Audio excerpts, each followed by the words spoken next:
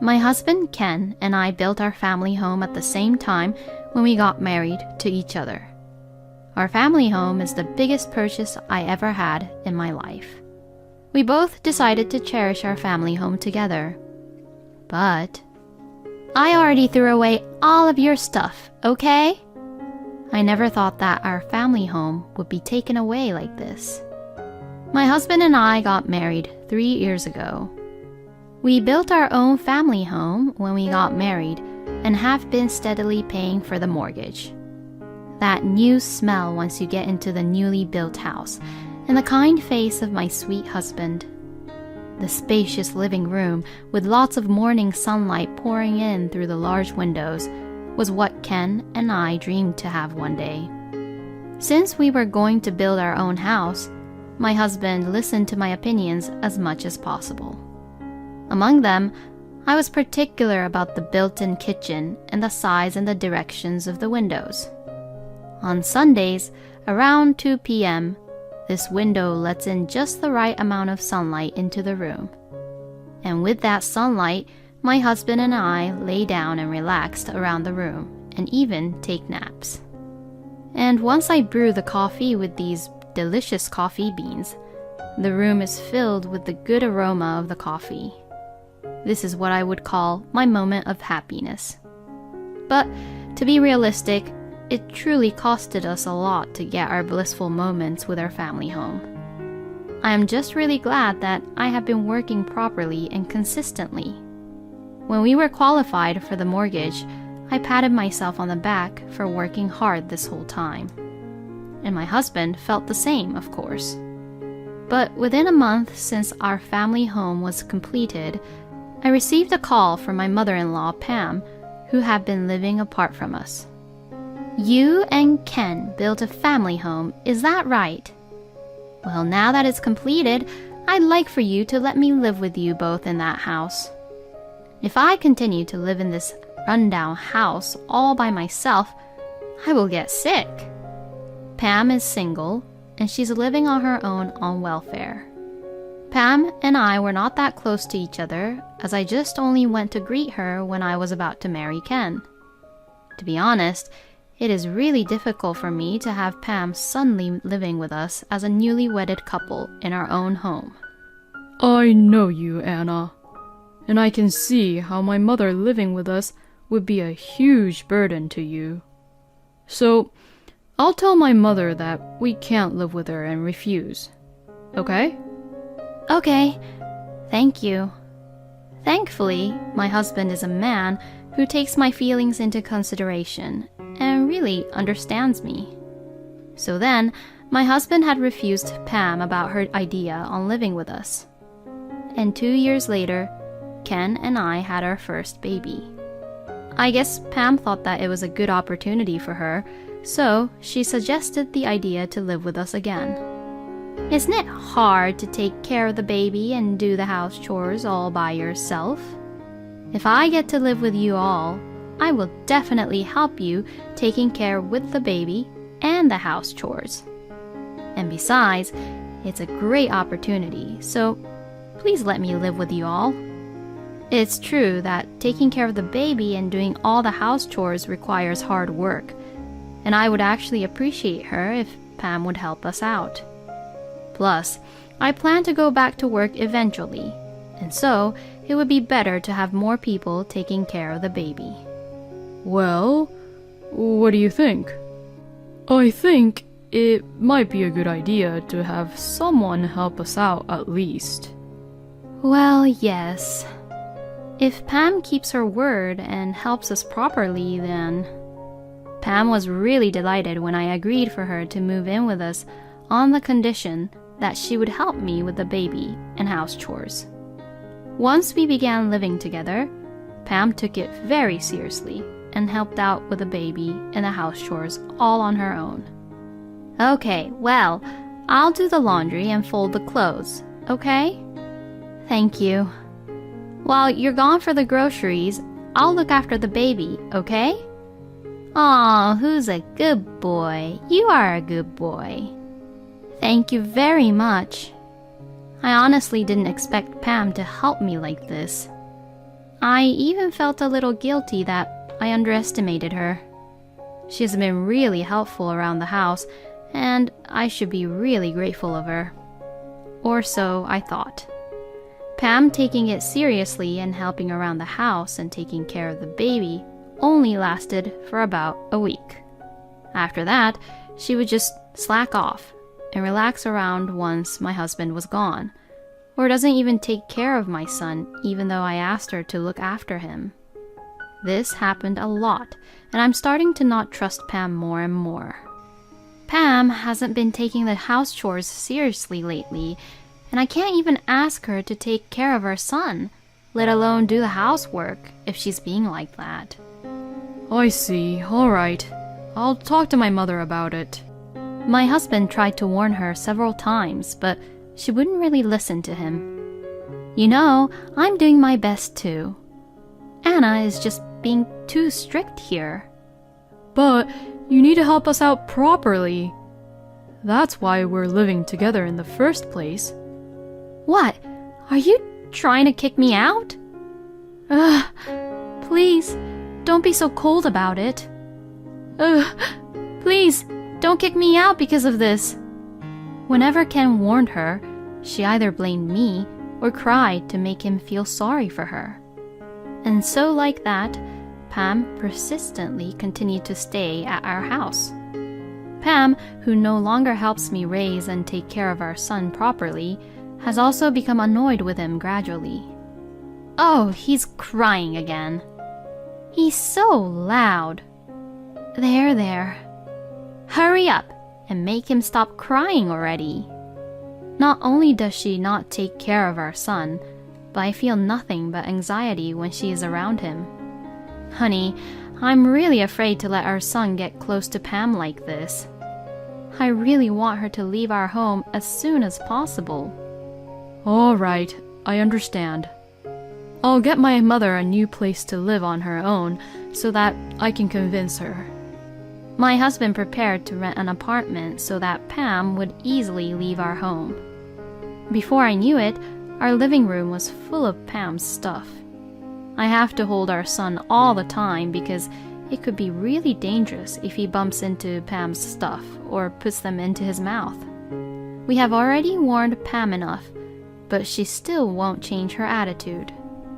We will definitely persuade her to leave our home. When I was thinking that, oh no, he's gone. Why? Our son was missing from his room, where he was supposed to be sleeping in. I looked around in a panic and found Pam taking our son outside. What are you doing? How dare you take our son out without our permission? I just wanted to show off my grandchild a little. Do you have any clue how worried I was? If I took him out like this, people will try to maybe share us with something, you know? So you shouldn't worry that much. And you're being too loud shouting like that to me. I just couldn't believe that Pam would take our son out without saying anything to me. And it didn't even look like Pam was guilty about it at all, but instead, she got angry. Hearing the story, my husband got also furious. So, at once, we had Pam leave our home without question. 1 year has passed since then. Our son had turned 1 year old and gradually began to walk little by little. Then suddenly, my husband was involved in an accident on his way home from work one day and unfortunately passed away. I was at a loss of words, having lost my husband so suddenly. Why did he have to leave us? What am I going to do with my son who's still small? Even at Ken's funeral, I was so sad that I could not stop crying. Then Pam began to talk to me. Hello, long time no see, Anna. I never thought that we'd see each other again like this. Oh, Pam. For Pam, her own son had passed away. The grief of a mother who has lost her son must be very deep. I should not be the only one crying for Ken like this. I must be strong for him. I answered Pam, trying desperately to hold back my tears. It was just really so sudden. Indeed. So, since the family house belongs to my son, I'm supposed to get it, right? Huh? Then, could you leave the furnitures too?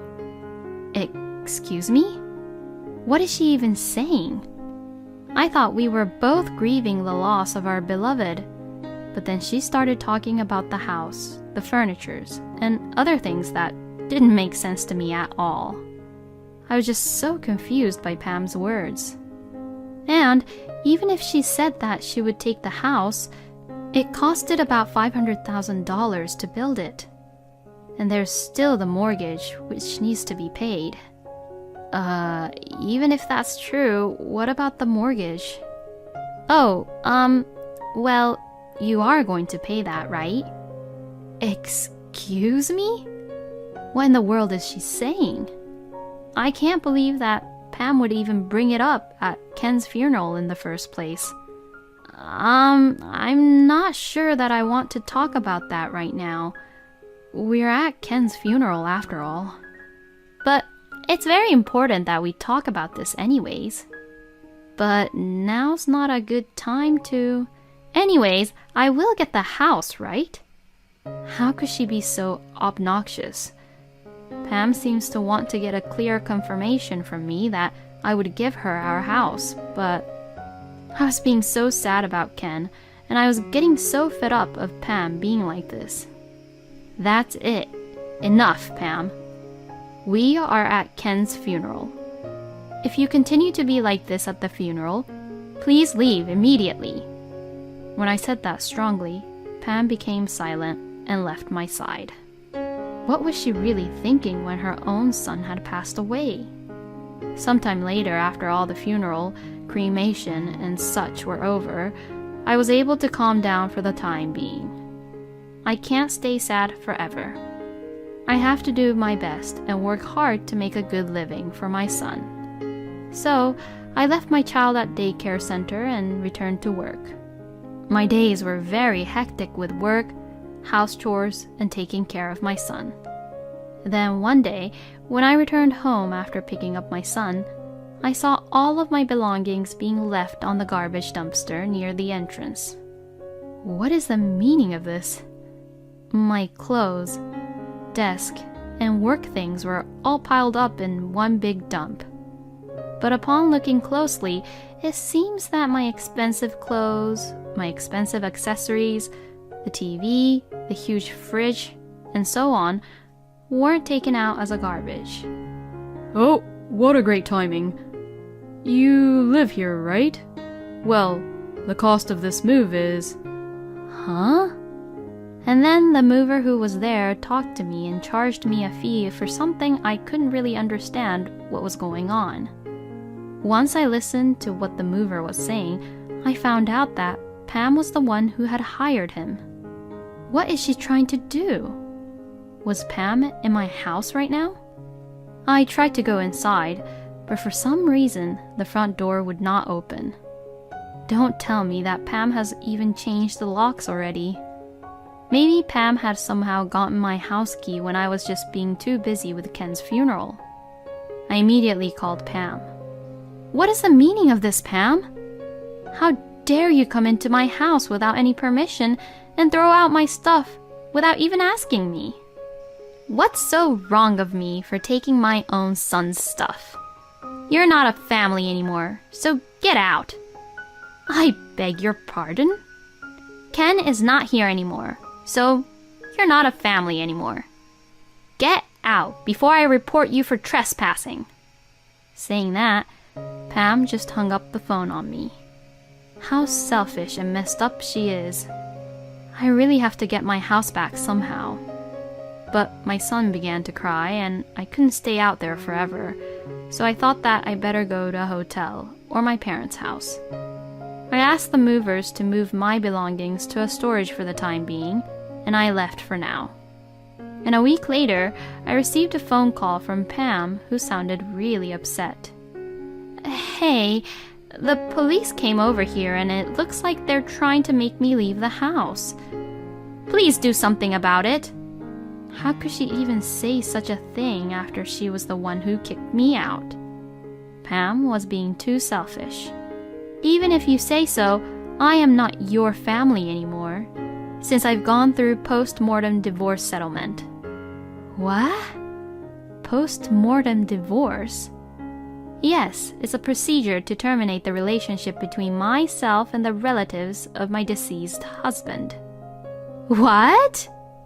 Since I am still Ken's spouse, I will inherit the house. But I have cut ties with you, and I have no obligation to have you living in my house, nor do I owe you any support. Huh? You know that I literally have nothing, and yet you're kicking me out? Yes, I did so as you wish, since I'm not your family anymore. But I took care of the baby. You're so ungrateful, and you're just really so cold and strict. Pam didn't sound like she realized what she was doing was wrong, but instead, she got angry. It's not like she didn't take care of my son much. So I really don't owe her anything. Well, this is the reaction I expected from her, though. If you say that, then I have no choice. You can live there if you want. Oh, really? You said that I can, right? I can really continue to live here, right? Yes, but instead, please pay the mortgage for the house as a one installment. Excuse me? You don't really have to pay the mortgage, which has already been paid for up until now. You only need to pay for the remaining mortgage. You should know, though, that it's a lot. What the? How could I possibly pay the mortgage on a house that has only been built for 3 years and for one installment? Well, if you can't then, the house there is mine, and you, who is not my family, should be reported for breaking and entering my house. I told her so and hung up the phone. By the way, since we had insurance, I didn't have to pay for the mortgage anymore when my husband passed away, but I don't really have to tell Pam about that. A few days later, I finally got back into our house. But it was a mess. The furnitures were damaged, and my clothes were all messy too. I took photos of each and every one of them and documented them, along with how much it all costed when I was kicked out of the house from Pam a few days ago. But even if I file a claim, there's a good chance that it'll be overlooked because Pam definitely would not be able to pay back all the money. But if Pam does anything to me in the future, I will be able to use this to make her shut up. She then contacted me asking me to pay her $1,000 fine for trespassing, but of course, I ignored it. Can't she see that I am the victim here, and that there is no way in hell that I would pay that for her? And 3 years later. In the end, Pam was not able to pay the fines, and was found guilty for being malicious, and she was imprisoned for 3 years. Pam, who had completed the 3 years, contacted me. Please, I'm really in trouble. I really don't have a place to go home, and I don't know what to do. She seemed to be using a payphone, probably getting money from random people to make calls, since it would hang up a few times while she was talking. In the end, it seems that what she is trying to say is that she has no home to go back to. The apartment my husband rented for her previously to make her leave has, of course, been terminated already. And the family home Ken and I built has already been sold, as I was afraid of Pam coming back. Well, this is what you deserve, Pam, and I have nothing to do with you anymore. So please stop bothering me and just live your life on your own, please. What? I told her so and hung up the phone on her. Then I set up the phone so that Pam would not contact me. So that was it for Pam, who has no will to live her own life on her own. I will make sure to raise my own son so well that he could live strongly all on his own. Thinking this, I laid my hands on Ken's photo with my son. Thank you for watching until the end. Please subscribe to our channel. We hope to see you in our next video.